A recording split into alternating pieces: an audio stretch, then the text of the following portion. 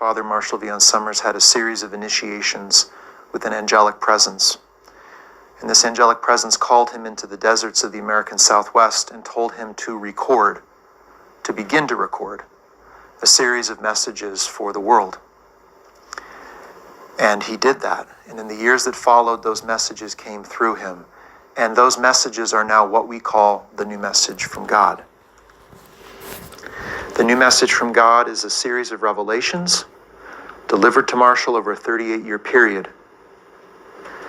There have been over 850 angelic encounters that he has had with a mysterious presence and voice that first came to him back in the 80s in that desert setting and is now still with him today. And through those encounters came individual revelations, usually 30 minutes to 60 minutes in length. And then in addition, whole books of revelation given as books. And at present, 388 of those individual revelations are now available to the world. And 20 books of the revelation are currently published, with 19 more yet to be published. And some of these books of revelation, Marshall himself is compiling from the individual revelations that were not given as a book. All told, this is over 9,000 pages of original revelation from a divine source. And this revelation is now being translated into these 36 languages. And week after week, more and more of it is available to be read and shared in those languages.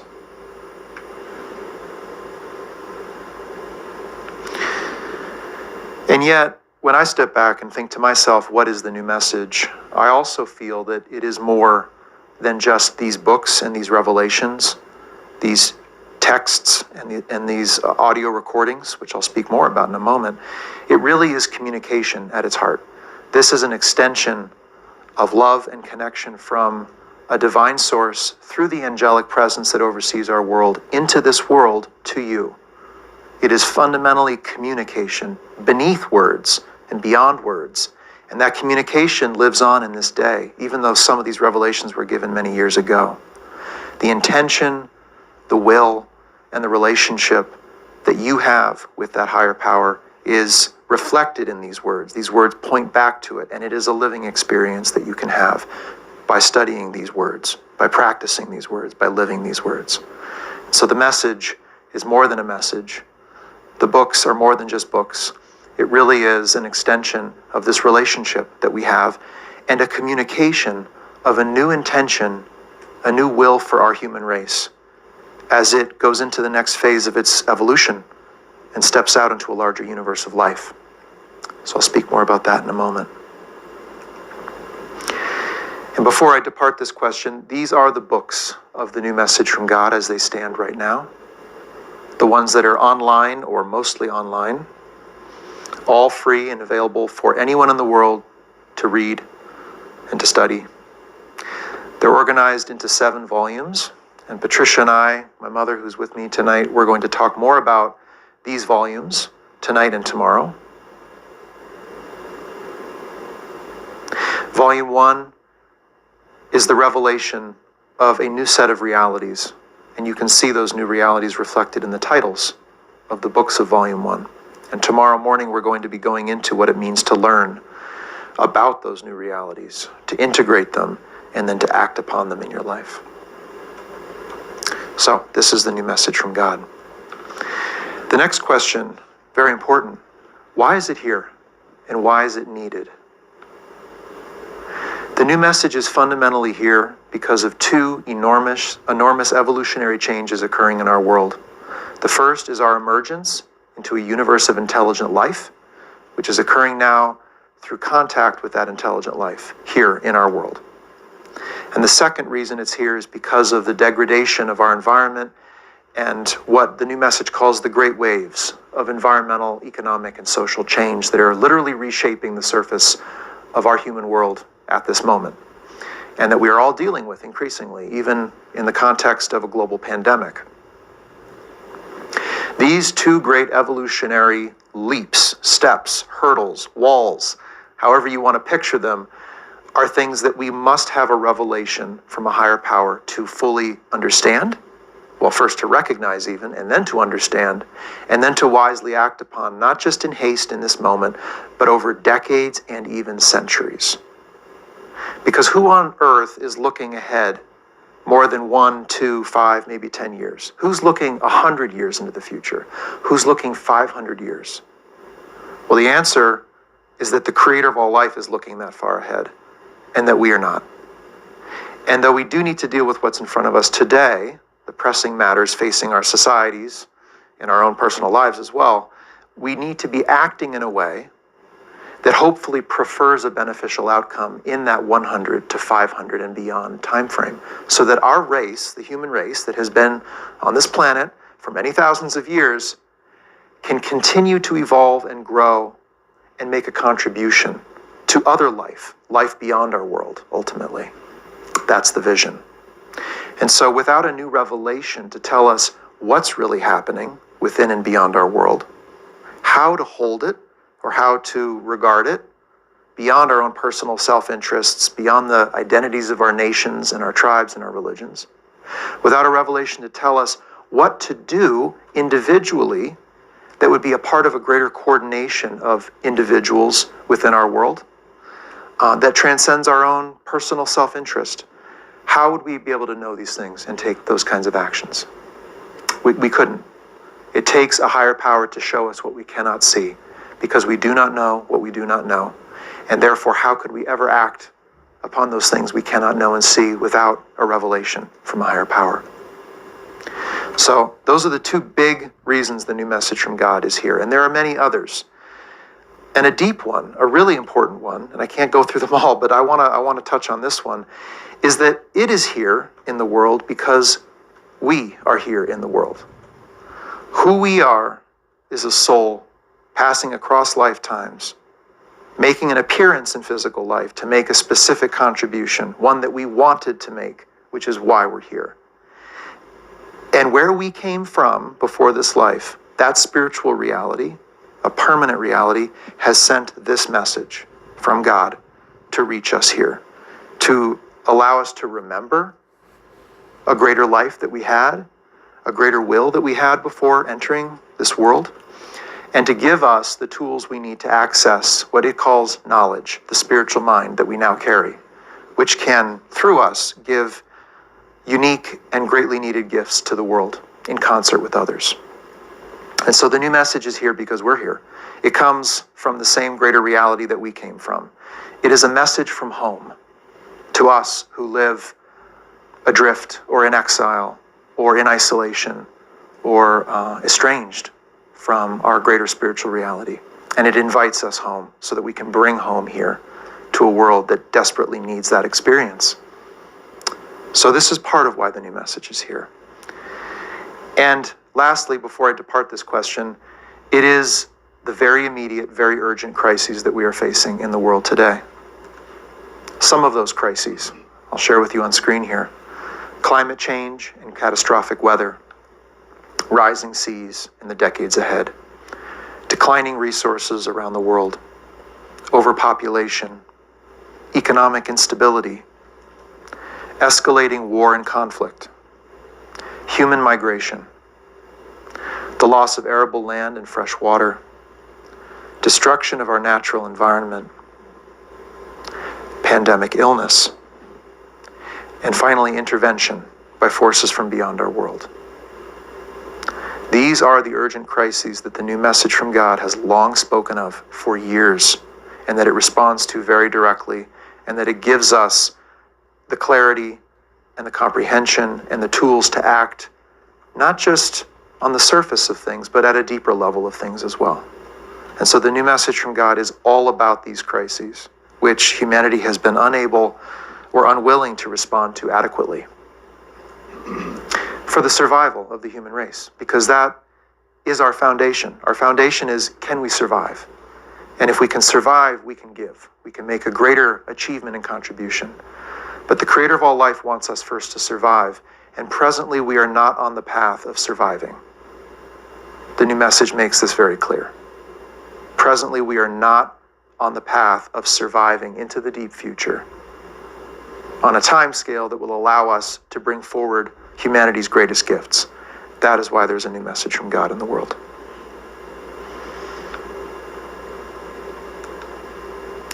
The next question, who is it for?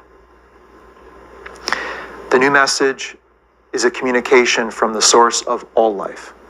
It is not a God coming from a God that belongs to one tradition, one part of the world, one tribe, one chosen people. This is the creator of all life, speaking to all humanity. This message is for everyone. It is for those of any religion or no religion. It is coming from the same source that has guided humanity since the beginnings of time.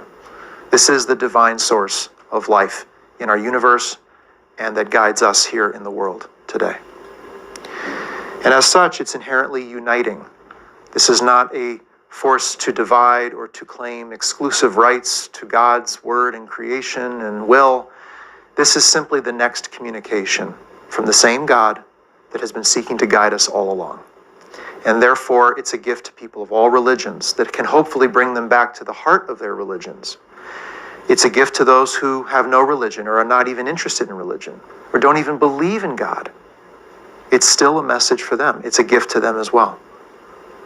And so the onus is not to believe or to conform or to change where you are, what you're doing, who you're with, your family, your tribe, your religion. It's a calling to receive an original communication to the heart of you and to the heart of the world, to the most fundamental core of what unites us, so that that can radiate out through all the tribes and all the religions and families and nations of the world to touch every side of every crisis and issue that we're facing. That's what the new message is and who it's for. Next, I'd like to talk about where it came from. The new message from God says of God that God is the presence of all relationship in the universe. God is not an entity or a singular personage or person or father. God is a presence that binds and unites all life in the universe of life, which is a universe of billions and billions of inhabited worlds. The new message came from that God.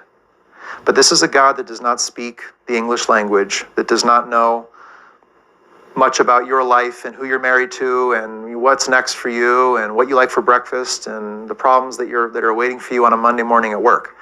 This is a big God, a big presence that infuses the universe in which we live. And yet it must touch all those throughout separate form in this universe.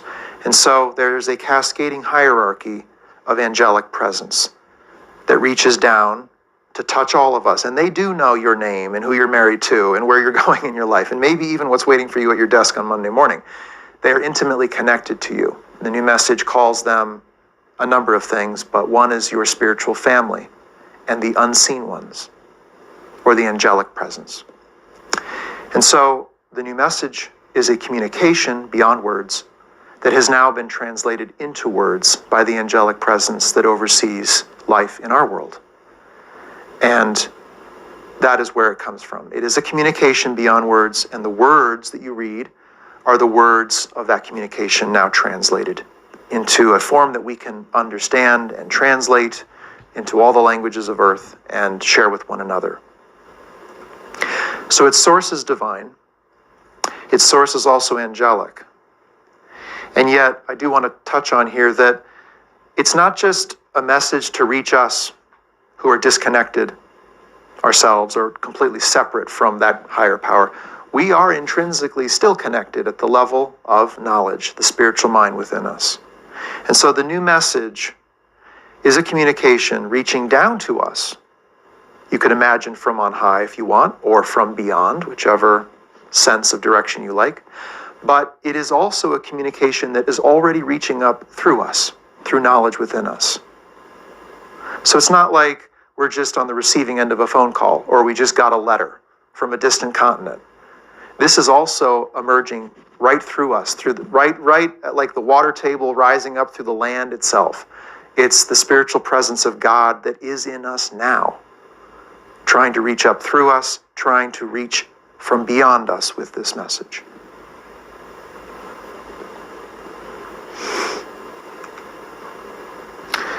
Next, I'd like to bring this down to more of the facts and the story and the journey of Marshall, my father, and how this was received.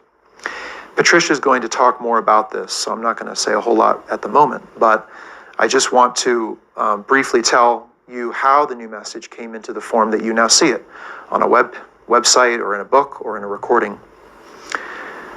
Since those early days in the 80s, Marshall would find that this angelic presence that had been with him for many years grew in power, almost to the point of overtaking his ability to resist it or to ignore it, and overtaking even his faculties of speech in time. And it would come occasionally, not that often, at various intervals. It would come upon him and he would feel he had to relent to the power of its voice. And his voice then became the voice that you now hear in the recordings of the new message. Those recordings are Marshall in this state of revelation, this overpowering sense of presence, of an angelic presence, which is then speaking through his voice, Marshall's body and voice, but in a very different kind of tone than he would ever speak in, and you'll hear that in the recordings. Those spoken communications were recorded, usually on tape or in digital form now, and were then transcribed in text and are now what you see in the books of the new message.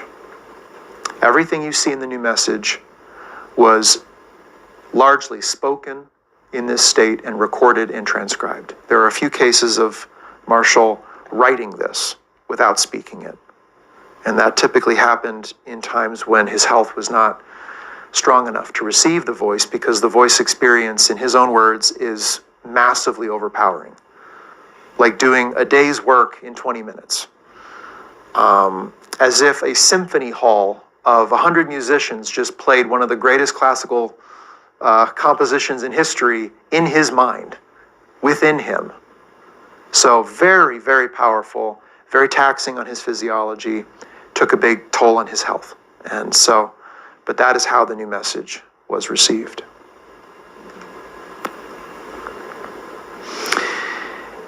And before I pass the stage over to Patricia, who's going to give us more of that story and that context for how the new message came into the world, I do want to just step back, make sure that I do this, because I think it's really important. And just for a moment, look at the core message of the new message. Because within 9,000 pages, you can imagine there are thousands of messages. But what is the core message? What is the heart of all of this? And I think it's very important to stop and consider that. I'd like to share that the heart of the new message is that our world is taking its next step. It's emerging into this universe of life for which it is greatly unprepared, not united, not clear-minded, and not acting even now on Earth in the ways that will give it a successful future in this larger universe. So we are emerging. We're an emerging race. At the same time, our world is being despoiled, and our runway for survival is being shortened and shortened and shortened. And yet this always happens when a race emerges into the universe of intelligent life. Very interesting. We can talk more about that later. At this time of emergence and planetary crisis, people have been born with a purpose to serve that world at that time. And we are those people. And yet, our purpose can only be revealed through the timeless part of us, what the new message calls knowledge. It cannot be revealed through the worldly part of us that's been shaped and conditioned by culture and family and religion.